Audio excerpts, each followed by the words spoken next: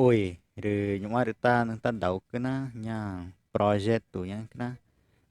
nha được cái nó project tu ina mà chơi nha FL Vinci quá chơi cái tạ ra mấy cái nó mà đi chơi cho nên còn ta quan chân nó public cả nha cái nó những ta đầu nó được project tu are cái nó nha project tu are chơi ở ini mà nha cái nó anh ta pe cho nó vậy nó nyoa cái nó hay mix sang cái nó nhà música cái nó ý cái đấy cái nó film đấy nha já filmar nha cái này nè aniversário da Nova Vila vai chọn với cái comunidade Nova Vila já filmar cái nó chỉ ra được này cái já filmar cái tao mẹ já filmar nó tên ta ini nha música nha cái nó nó tên ta nha FL 21 vai nha cái já ta chana atualizando já FL vai nha cái nó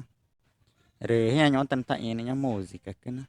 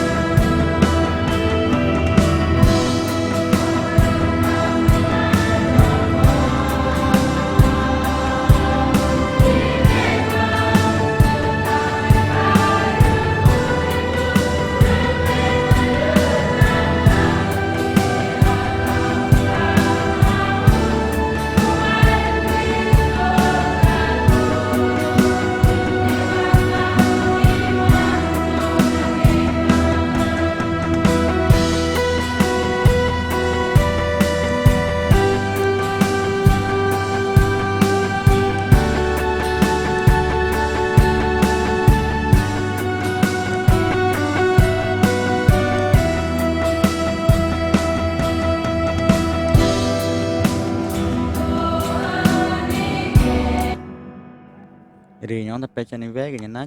này cái nó nhà nên là cái gì nhà cái được dạ cái này dạ next nha Urichinya Islechi toma chỉ cái nó là contact chỉ quá cái nó nhà nó nói cho nó nhá cái nó